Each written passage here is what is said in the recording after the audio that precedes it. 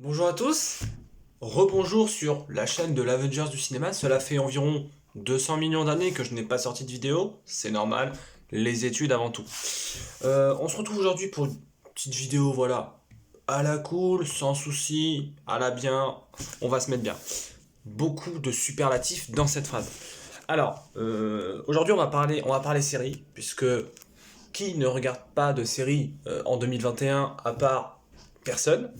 Euh, Véridique, hein. Beaucoup de personnes regardent des séries. Aujourd'hui, je vais vous parler de mes séries que je considère, moi, comme étant les meilleures séries. Ce ne sont pas le cas, bien entendu, hein. Ça va être un choix subjectif, n'est-ce pas?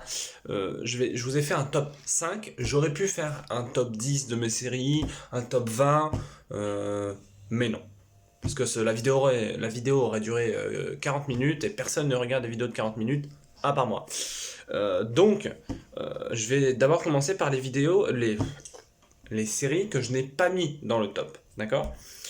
Alors, il y a en série animée Les Simpsons et Rick et Morty, qui sont de très bonnes séries, très divertissantes, très drôles, c'est bien dessiné, c'est beau, c'est propre, c'est cool, mais c'est pas aussi exceptionnel que les séries qui arrivent.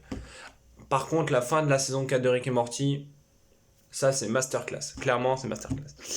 En série, j'ai également donc mis Malcolm. Évidemment, moi je suis plus Malcolm que ma famille d'abord. C'est au bon plaisir de chacun. Écoutez, Malcolm, voilà, c'est l'enfance, c'est les après-midi d'été sur W9, c'était sur M6. Non, Malcolm, c'est super drôle, c'est exceptionnel. Et on va parler d'une autre série avec Bryan Cranston, l'interprète de Hal dans Malcolm, Breaking Bad. Je pense que Breaking Bad, avec Game of Thrones, c'est peut-être l'une des 5 ou 6 séries qui ont changé la manière de faire des séries et de vivre des séries à l'échelle mondiale.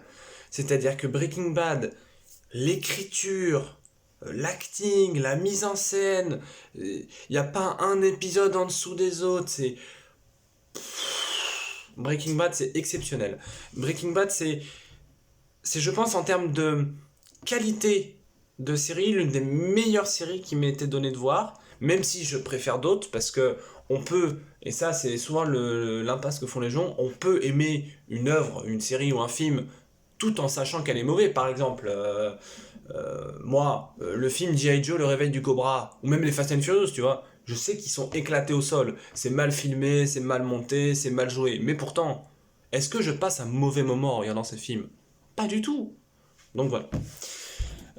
En série plaisir coupable, j'ai mis la série Smallville. Parce que avant, je n'étais pas fan de Superman jusqu'à il y a 3-4 ans. Et j'ai vu les 10 saisons de Smallville. C'est génialissime. C'est génialissime. J'aurais pu la mettre dans le top, j'ai hésité, mais je l'ai pas mis parce que bon, ça a un peu mal vieilli, il y a des effets spéciaux qui sont quand même un peu dégueulasses, il y a des épisodes où des fois il se passe clairement rien, il y a des saisons qui sont un peu en dessous des autres, donc voilà, Smallville c'est un plaisir coupable, mais je reconnais que il y a des trucs qui vont pas. Bon, on va pouvoir commencer le top. En cinquième position, j'ai mis la série Sex Education. Et oui, 2 saisons et déjà une masterclass. Sex Education, pour moi, je vais être clair avec vous, c'est la meilleure série Netflix confondue, hein. C'est pas Elite ou La Casa de Papel, ça c'est de la merde, clairement. Il n'y a même pas de débat en fait. Alors j'ai pas vu The Witcher, ni Lucifer, d'après que c'est très bien. Peut-être, je vais pas me prononcer là-dessus.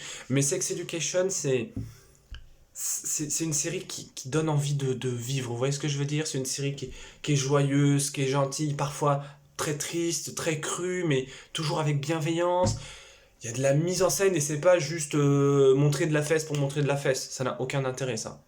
Tu vois, à part pour les voyeurs, mais non. C'est une série bienveillante. Et ça fait plaisir. C'est une série qui a de véritables ambitions, puisque c'est devenu, je crois, l'un des plus gros succès Netflix. Vous voyez.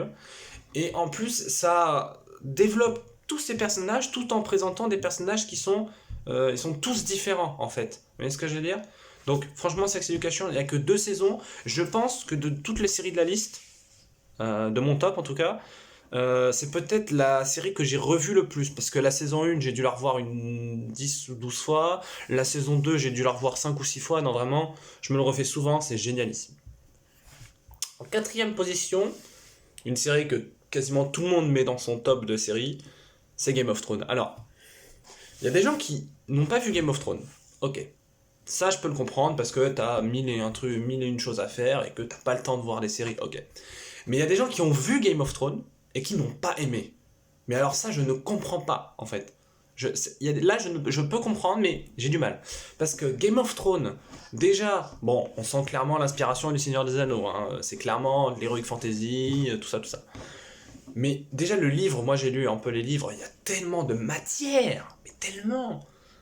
Et là, les séries, enfin la série, elle est d'une qualité qu'on a rarement vue dans le monde des séries en fait. C'est-à-dire qu'en termes d'ambition, en termes de composition musicale, d'acting, de mise en scène, c'est un truc qui est grandiose. Et voir ça à la télévision, mais c'est exceptionnel. Franchement, plus en fait Game of Thrones, plus ça va, plus les ambitions sont ouf. Je suis désolé, mais il y a personne. Bon, alors, je fais partie de ceux qui ont adoré la saison 8 et qui trouvent que c'est la meilleure saison. Ok. La bataille contre les marcheurs blancs, saison 8, épisode 3, ou 4, je sais plus. C'est quand même grandiose, excusez-moi de vous le dire. Quand vous voyez, parce que j'ai regardé les vidéos, là, les making-of, tout ça, oui, les making-of de Game of Thrones, quand tu vois le boulot qu'il y a derrière, tu te dis comment les gens font pour ne pas reconnaître quand il y en a. Ok, je comprends qu'il y a des personnages qui sont un peu en dessous, des personnages qui ont des problèmes d'écriture, des problèmes d'acting, ok. Mais quand tu prends l'ensemble de la série, quand tu prends de la saison 1 à la saison 8, c'est quand même une putain de série Game of Thrones. Je suis désolé de vous le dire. À un moment donné, il faut être réaliste, 5 minutes. Game of Thrones, c'est dantesque. Clairement. Euh,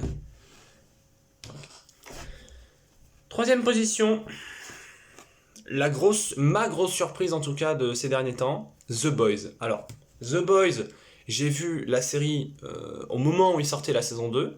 J'ai mangé les 2 saisons en même pas une semaine.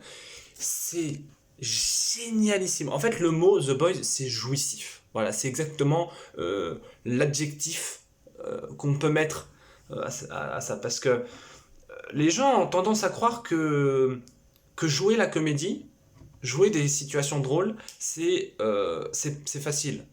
Non, c'est extrêmement difficile.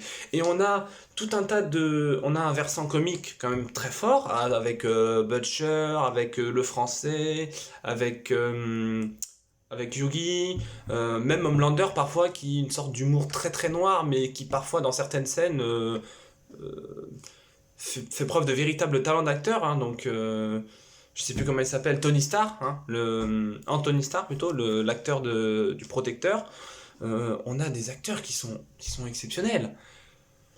C'est au niveau de la mise en scène, ça fait très comics parce que c'est un comics à la base de Boys, donc ok, c'est pas exceptionnellement mis en scène, le montage est pas non plus ouf, mais cette série, je passe à côté de tous les défauts parce que moi je suis fan des super-héros, hein.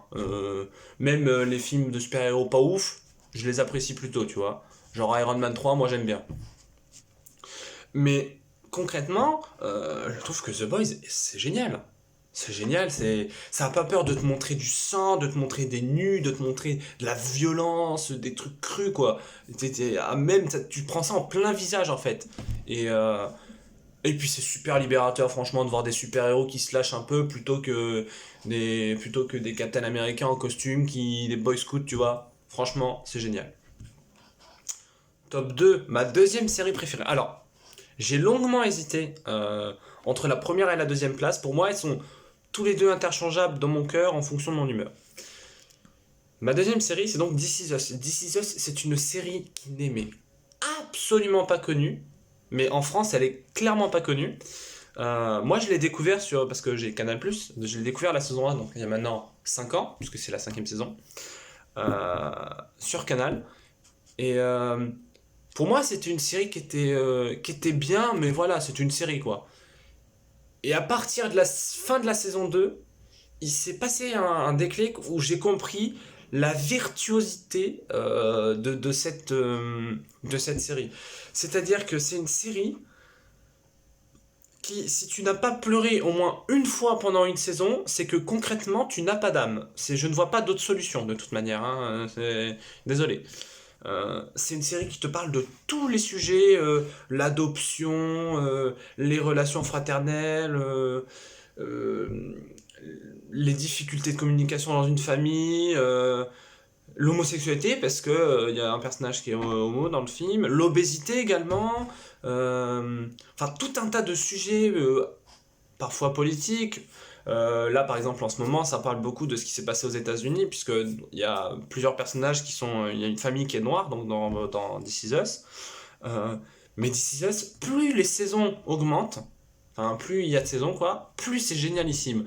Là, le dernier épisode de la semaine dernière, il est génial. C'est une série qui est excellemment écrite, les personnages sont géniaux, c'est brillamment interprété. La mise en scène est plutôt simpliste, c'est souvent que des champs contre champs, sans trop de mouvements de caméra, pas trop de mise en scène, mais c'est tellement bien joué qu'en fait la mise en scène sert les acteurs, vous voyez ce que je veux dire?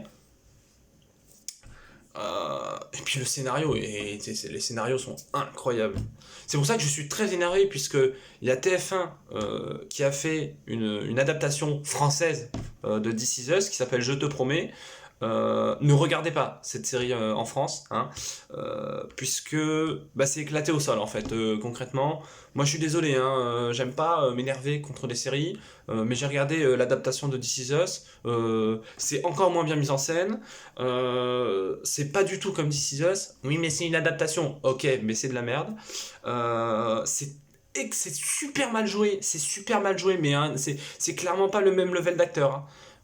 Franchement, c'est mal joué et ça te bousille toutes les émotions que tu vis dans This Is Us. Donc voilà, regardez This Is Us, la version originale, et si vous pouvez, regardez-la en anglais, puisque le doublage français, tu perds toute l'émotion. En première position, je mets la série How I Met Your Mother. Alors, tout le monde dit que How I Met Your Mother est l'héritière de Friends. Je suis assez d'accord. Je n'ai jamais vu Friends. Enfin, si, j'ai vu 2-3 épisodes par-ci par-là, mais je n'ai jamais suivi Friends. Je vais m'y mettre un jour, je ne sais pas encore quand, mais je vais le faire. Toujours est-il que How I Met Your Mother, je l'ai vu 2 fois, donc 2 fois les 9 saisons, faut s'accrocher. Hein. Mais c'est tellement la meilleure série au monde, c'est la meilleure sitcom. C'est une série qui est la plus drôle que j'ai vue de toute ma vie, en fait, concrètement. C'est une sitcom, donc voilà. La mise en scène, c'est une mise en scène de sitcom, c'est que des plans fixes. Et à vrai dire, c'est compréhensif. Hein. Euh, Quand on regarde une sitcom, on s'attend pas à ce qu'il y ait de la mise en scène. C'est pas à ça qu'on s'attend. Mais, au-delà de ça, le scénario est génialissime. Le principe même de la série, genre Ted qui raconte à ses enfants comment il a rencontré leur mère, déjà ça me plaît.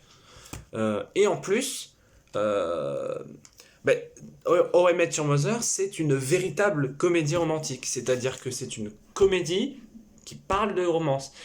Parfois c'est triste, la plupart du temps c'est joyeux, mais parfois il y a des vrais moments hyper badants. Et tant mieux, ça contrebalance.